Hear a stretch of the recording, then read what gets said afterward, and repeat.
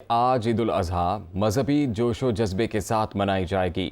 मुल्क भर में नमाज ईद के छोटे बड़े इज्तिमात होंगे। सुन्नत इब्राहीमी की अदायगी के लिए जानवर अल्लाह की राह में कुर्बान किए जाएंगे। मवेशी मंडियों में अभी भी भाव ताव का सिलसिला जारी है। आज ईद उल अज़हा मजहबी जोशो जज्बे के साथ मनाई जाएगी। मुल्क भर में नमाज ईद के छोटे बड़े इज्तिमात मुनक्किद होंगे।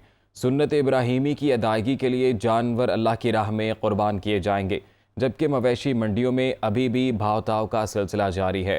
मुल्क भर में आज ईद उल अज़हा मजहबी जोशो जज्बे के साथ मनाई जाएगी। मुसलमान सुन्नत इब्राहीमी पर अमल करते हुए अल्लाह के हजूर जानवरों की कुर्बानी पेश करेंगे। सुन्नत इब्राहीमी की अदायगी के लिए अब घंटों का वक्त रह गया है। फैसलाबाद की मवेशी मंडियों में क्या सूरत हाल है, ये बताएंगे नुमाइंदा दुनिया न्यूज़ नईम कैसर अपनी रिपोर्ट में। ईद कुर्बान की आमद में रह गया सिर्फ एक दिन बाकी, लेकिन मवेशी मंडियों में फरोख्त के लिए लाए गए मवेशियों की कीमतें ताहाल आसमान से बातें करती दिखाई देती हैं। व्यापारियों और खरीदारों के दरमियान भाव ताव करने का तगड़ा मुकाबला भी जारी है। जानवरों की कीमतें पहुंच से बाहर होने की वजह से शहरी भी जानवरों की तलाश में दर बदर दिखाई दे रहे हैं। सूरत हाल जो है ना, यहाँ पे बहुत टफ हुई है कि जो खरीदार आए हुए हैं उनको कोई सामान नहीं मिल रहा है। व्यापारी जो है अपनी चीज़ से ज़्यादा पैसे मांग रहे हैं, इतने की उनकी चीज़ नहीं है जितने के वो पैसे मांग रहे हैं। तकरीबन डबल कीमतों पे बकरे मिल रहे हैं। ठीक है, महंगाई हुई है, लेकिन ये कुछ लेवल पे देखना चाहिए व्यापारियों को भी। जो चीज़ 40,000 रुपए की है वो 60 से 65,000 रुपए की मिल रही है। व्यापारी कहते हैं जानवरों की परवरिश पर भारी खर्च आते हैं। इसके बावजूद मेहनत का सिला हासिल करने के लिए मांगी गई कीमत भी इन्हें अदा नहीं की जाती। पालन ते बहुत टाइम लगता है, अरसा लगता, साल बाद जाके पैसे का मुँह देखना होंदा। गाहक भी नहीं है तो मंडी ਦੇ ਵਿੱਚ ਅਸੀਂ ਇਸ ਕਰਕੇ ਹੁਣ ਬੱਕਰੇ ਲੈ ਕੇ ਆਏ, ਸਵੇਰ ਦੇ ਵਾਪਸ ਜਾ ਰਹੇ ਹਾਂ। ਕੋਈ नहीं, ਹੁਣ ਅਸੀਂ ਲਾਹੌਰ ਪਾ ਰਹੇ ਹਾਂ। फैसलाबाद तो कोई गाहक नहीं है। खरीदार कहते हैं कि व्यापारी महंगाई का बहाना बनाते हुए नाजायज मुनाफा कमाने में मसरूफ हैं। ईद कुर्बान की आमद में वक्त बहुत कम मगर गाहक ना होने के बराबर हैं। व्यापारी महंगे दामों जानवर फरोख्त करके ईद बनाने के चक्कर में हैं, जबकि खरीदार कम कीमत में अच्छा जानवर खरीदने के लिए कोशा हैं। कैमरामैन मोहम्मद तैयब के साथ अब्दुल बासित, दुनिया न्यूज़, फैसलाबाद। कराची की मरकज़ी मवेशी मंडी में बरसात के बाद सूरत हाल ख़राब होने से जानवरों की कीमतें भी गिर गई हैं। ग्राहकों की जानिब से मवेशियों की ख़रीदारी का सिलसिला अरूज पर पहुंच गया।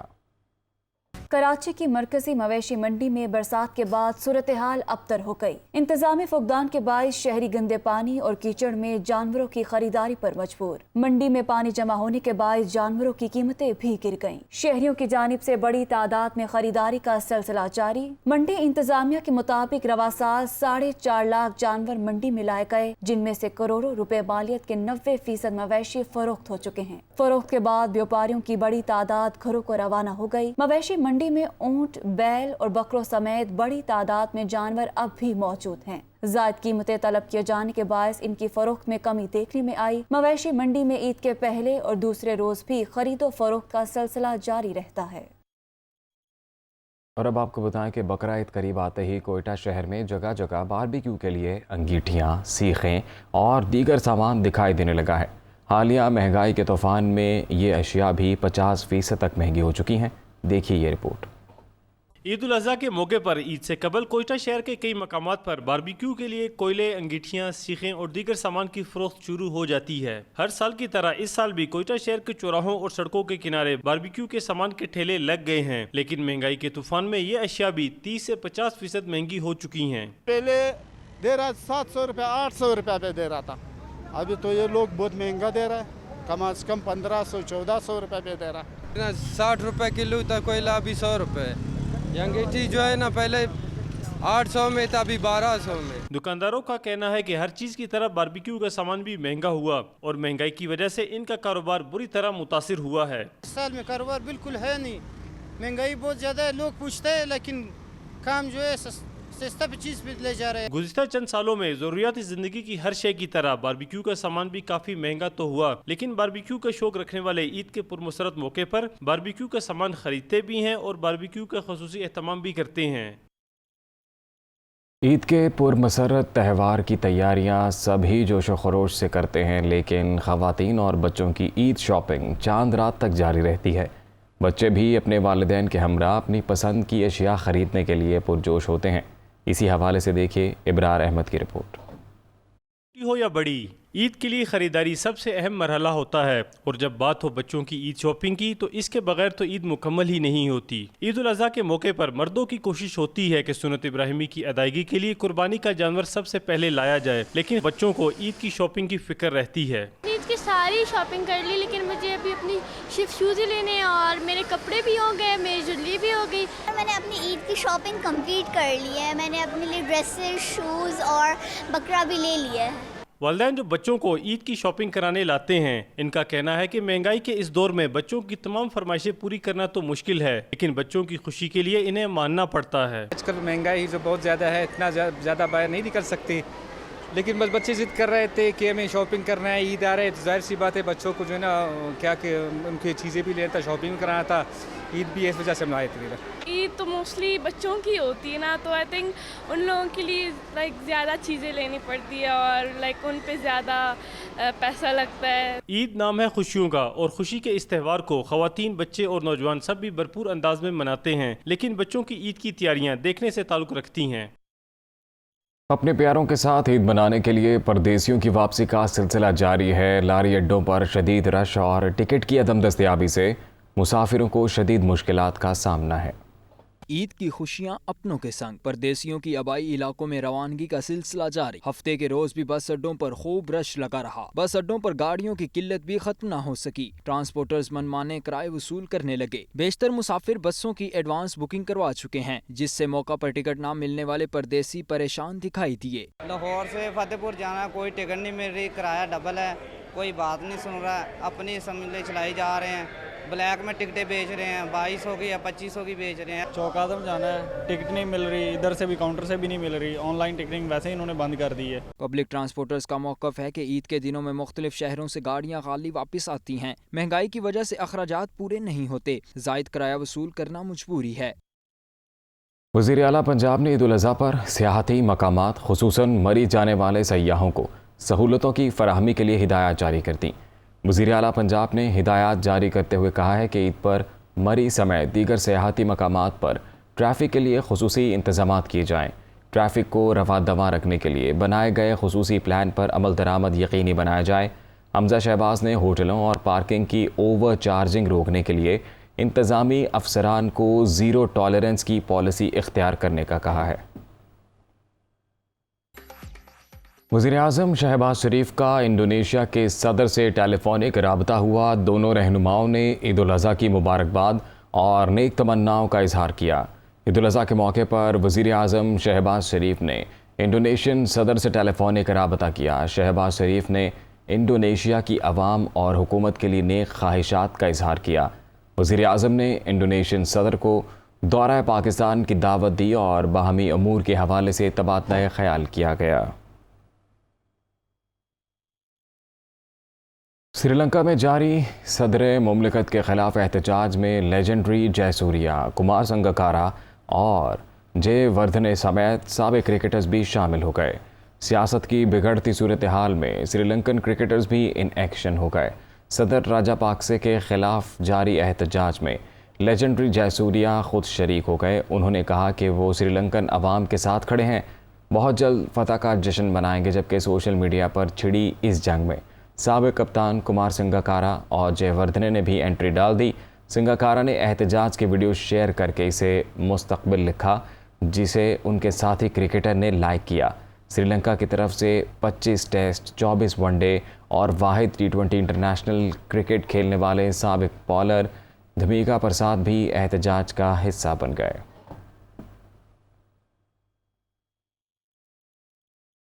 वफाकी वज़ीर इक़्तिसादी अमूर अयाज सादिक और सूबाई वज़ीर सलमान रफ़ीक ने इस्तीफ़ा दे दिया है। मरियम औरंगज़ेब और अतात तारड़ का कहना है कि दोनों वज़रा ने ज़िमनी इलेक्शन मुहिम में हिस्सा लेने के लिए इस्तीफ़े दिए हैं। सरकारी एलामिये के मुताबिक सलमान रफ़ीक ने ज़ाती वजूहात की बिना पर वज़ारत से इस्तीफ़ा दिया। वज़ीर आला पंजाब हमज़ा शहबाज ने सलमान रफ़ीक का इस्तीफ़ा मंजूर कर लिया है। ज़राए के मुताबिक वज़ीर आज़म शहबाज शरीफ ने भी अयाज सादिक का इस्तीफ़ा मंजूर कर लिया है। मरियम औरंगज़ेब कहती हैं अयाज सादिक और सलमान रफ़ीक के हल्के में ज़िमनी इंतखाब हो रहा है। इंतखाबात के बाद वो अपनी वजारत की जिम्मेदारियां फिर से संभालेंगे।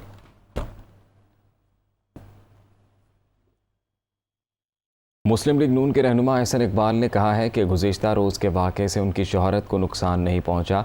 चंद साल पहले भी एक नौजवान ने उनकी जान लेने की कोशिश की। मुआशरे में जिस इंतहा पसंदी को फ़रोग़ दिया जा रहा है उसे ख़त्म करने में कई साल लगेंगे। उन्होंने कहा कि इमरान खान की सियासत नफ़रत पर मबनी है। हर तबके के लोगों ने इस वाक़े की मज़म्मत की है। ख़वातीन और बच्चों की वजह से कानूनी कार्रवाई ना करने का फ़ैसला किया गया है। मैं एक हेट विक्टिम हूँ।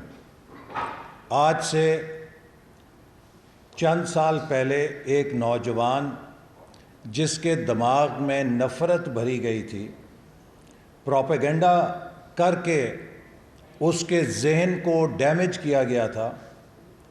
उसने अंधी नफ़रत में मेरी जान लेने की कोशिश की थी। नफ़रत के बीज बो दिए जाएं, मुआशरे में इंतहा पसंदी को फ़रोग़ दे दिया जाए तो इससे निकलने के लिए मुल्क और मुआशरे को कई दिहाइयाँ लग जाती हैं। इमरान नियाज़ी की सियासत सुबह शाम मुआशरे के अंदर इंतहा पसंदी और नफ़रत को फ़रोग़ देने पे मबनी है। चंद अफराद जिसमें ख़वातीन और बच्चों को आगे किया गया और हुल्लड़बाजी कराई गई, उससे मेरी शोहरत को कोई नुकसान नहीं पहुंचा। लेकिन चूंकि इस वाक़े में ख़वातीन और बच्चे इन्वॉल्व हैं, मैंने इस कानूनी कार्रवाई से इज्तनाब का फ़ैसला किया है।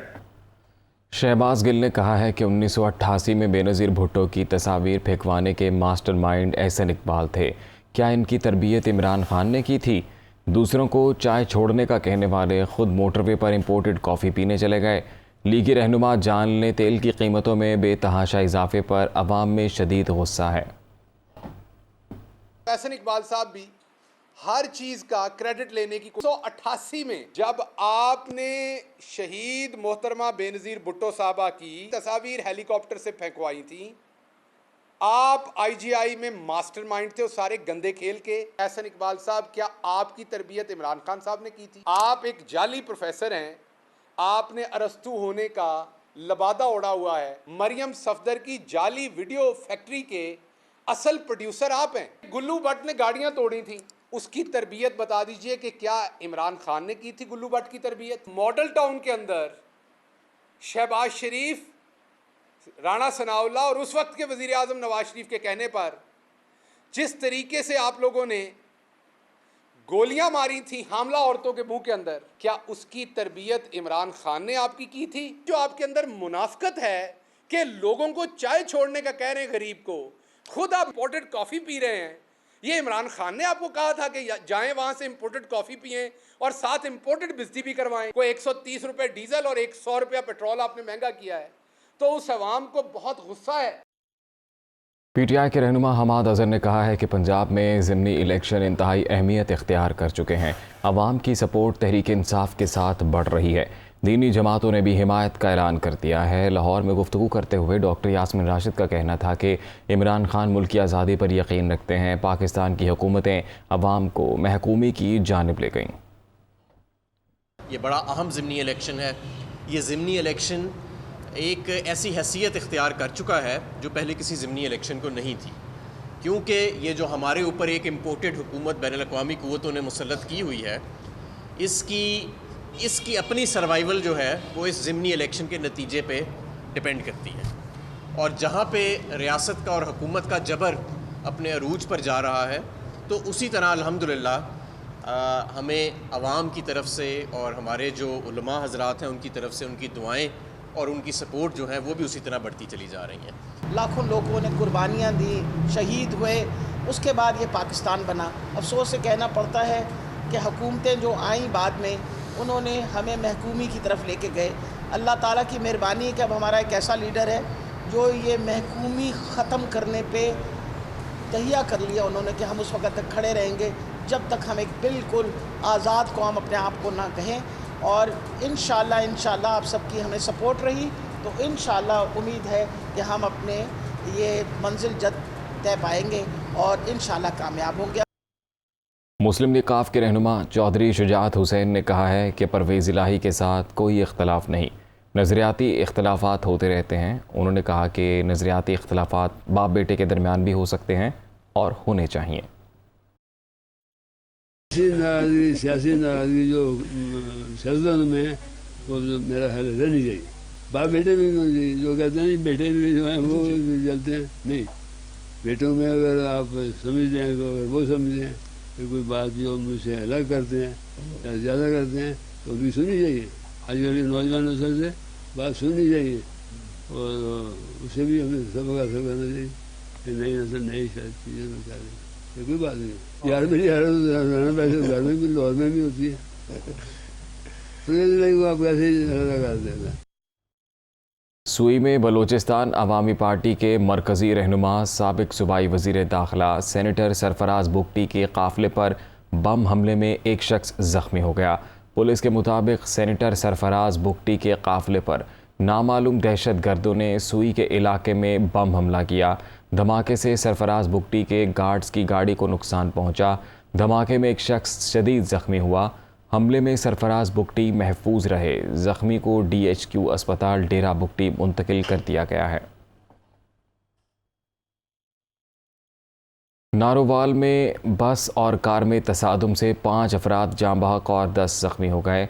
हादसे का शिकार होने वाली बस शकरगढ़ से लाहौर जा रही थी कि नारोवाल में करारा वाली स्टॉप के करीब कार से टकरा गई। हादसे में 5 अफराद जाँ बहक और 10 अफराद ज़ख्मी हो गए। ज़ख्मियों को DHQ नारोवाल मुंतकिल कर दिया गया। ज़ख्मियों में से 2 अफराद की हालत तशवीशनाक है। कराची में ईद के दिनों में बूंदाबांदी और हल्की बारिश का इम्कान है। 24 घंटों के दौरान सबसे ज़्यादा बारिश क्लिफ्टन में 91.6 मिलीमीटर रिकॉर्ड की गई। शहर कायद में मानसून का पहला स्पेल जारी है। महकमा मौसमियात के मुताबिक 24 घंटों के दौरान क्लिफ्टन में 91.6 मिलीमीटर बारिश रिकॉर्ड की गई। सदर में 88 मिलीमीटर बारिश हुई, जबकि केमाड़ी में 4.83 मिलीमीटर बारिश रिकॉर्ड की गई है। माहरीन के मुताबिक कराची में ईद के दिनों में बूंदाबांदी और हल्की बारिश का इम्कान है। हवा के कम दबाव का रुख बलोचिस्तान की तरफ हो चुका है।